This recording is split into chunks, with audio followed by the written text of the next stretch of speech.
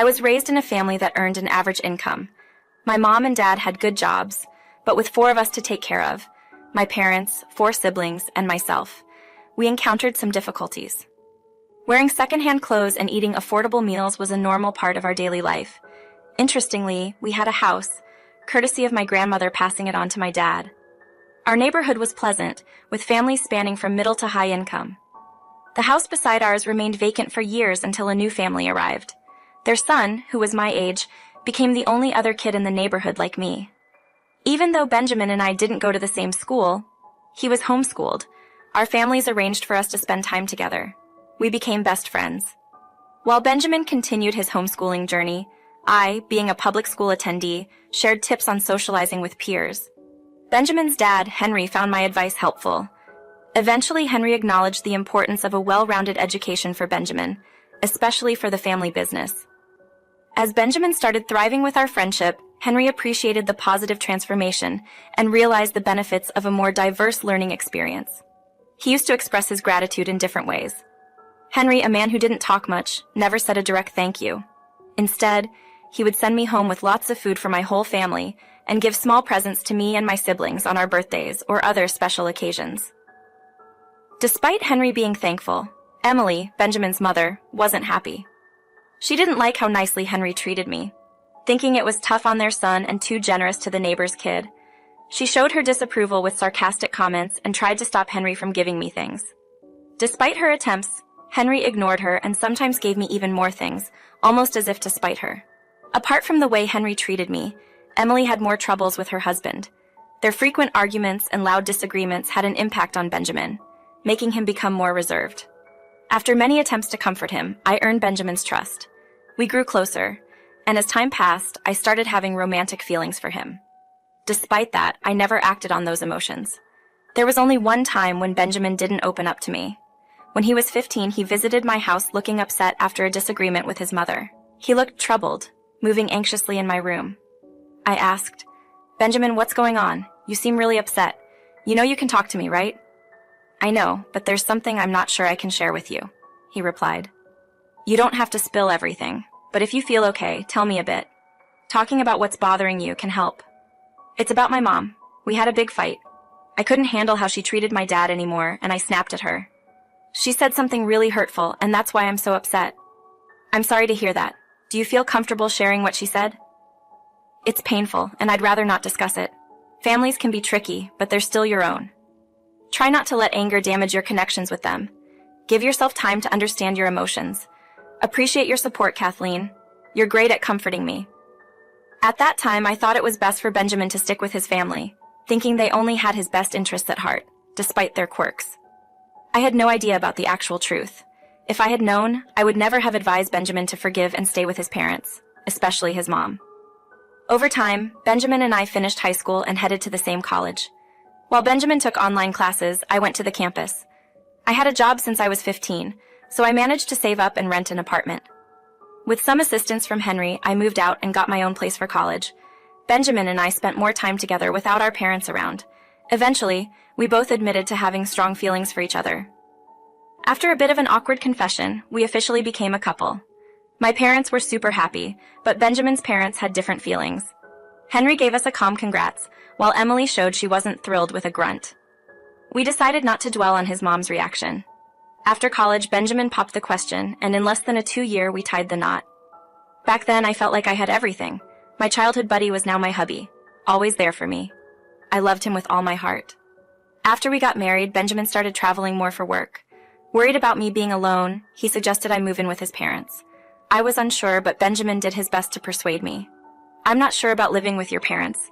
Your mom and I don't really click. But imagine this. We'd get our own place, a whole floor just for us, with our own kitchen. I just want you to be safe, and being close to my family would ease my worries. It's kind of like having our own space, but with the option for them to visit or for me to visit them. Please, consider it. It might be an opportunity for you and my mom to connect better. I think it could make things better between you three. Okay, if it's important to you, I'll give it a go. I just hope it doesn't cause any issues between us." "Thanks, dear. I'll do my best to make things go smoothly." I agreed to his request because I wanted him to feel better when he couldn't be with me. Having some personal space also made me feel good, and if anything happened, my parents lived nearby. However, after moving in with his parents, I realized Benjamin hadn't been completely honest. It turned out I wouldn't be alone in the house with his parents, but specifically with his mother, Emily. Whenever Benjamin had a work trip, he followed his dad's orders, and I ended up stuck sharing a home with a woman who didn't like me much. Luckily, Emily's hostility mostly came in the form of occasional rude comments. The worst part was when she intentionally didn't prepare any food for me after asking about my preferences. Usually tired from work, I'd either whip up a quick meal or order takeout. As long as I stayed in my room, things remained uneventful. However, everything changed one day when Benjamin requested me to go through his office to find and scan a specific file for him. I had to rummage through Benjamin's cluttered drawers to locate a document. As I searched, one drawer caught my attention because it seemed a bit strange. When I touched it, I realized it was emptier than the rest, and there was a hidden compartment at the bottom. Even though I knew it was not right to pry, my curiosity got the better of me. I opened it and discovered a file that piqued my interest, making me wonder why Benjamin had concealed it. Worried that Emily might snoop around, I carefully shut and lightly secured the door. As I opened the folder, I found a paper about Benjamin and Henry's paternity test, showing that Henry wasn't Benjamin's dad. Surprised, I couldn't believe Benjamin had hidden such a big secret. I wondered if Henry was aware. Before my mind went too far, I chose to return the file and share the needed scans with Benjamin. My instincts urged me to snap a photo of the test first. After tidying up, I located the document Benjamin needed and sent him the scanned copies.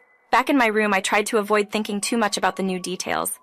I wished to talk to Benjamin face-to-face when suddenly there was a knock on my door. Emily walked in looking upset and accused me of finding out their hidden truth. I confessed, and she disclosed that Henry was oblivious, emphasizing his focus on having a successor. Emily defended her actions, asserting that Benjamin was also involved in the deception, having gotten used to their way of life, and he just won't give it up, convinced it's all wrong.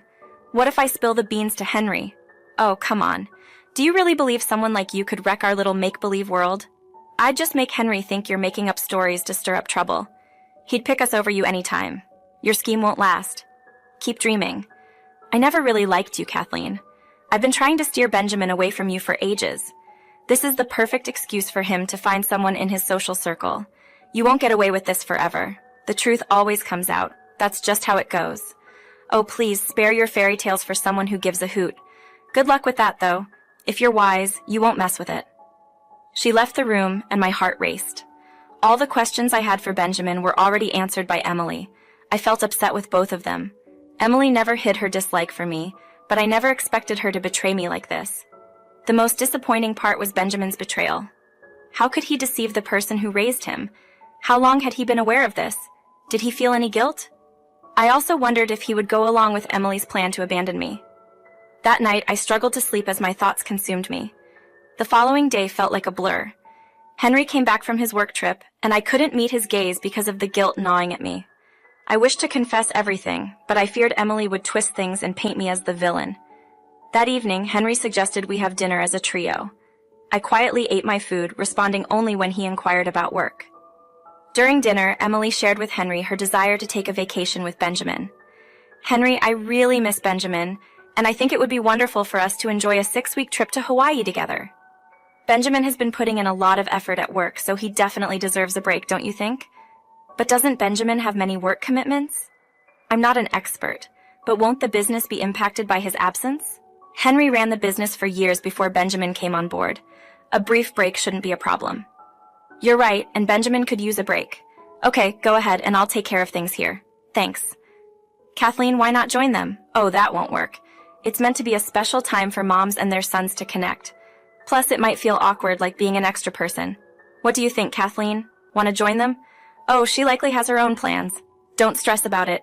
Let's let Kathleen decide. Now I understand why Emily wanted to go on this trip. I was going to mention feeling uneasy, but then I got a sudden kick to my shin.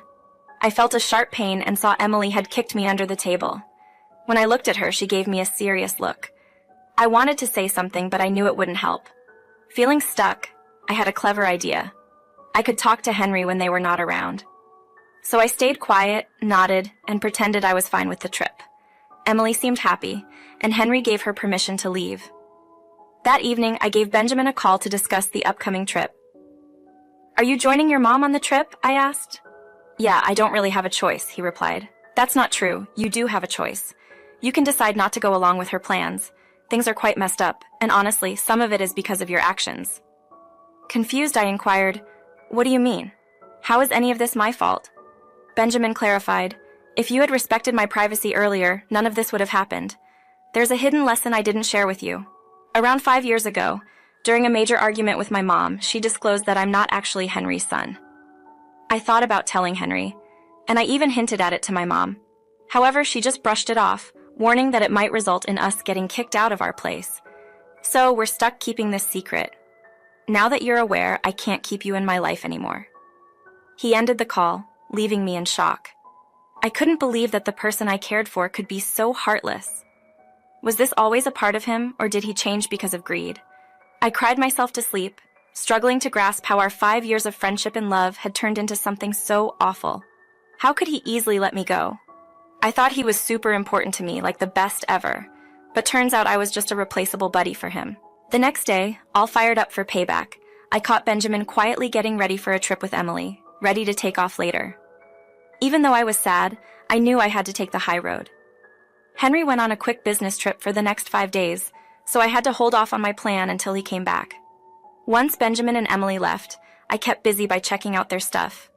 Unfortunately, the hidden part in Benjamin's drawer had nothing in it, and the file was gone. It looked like Emily had gotten rid of it.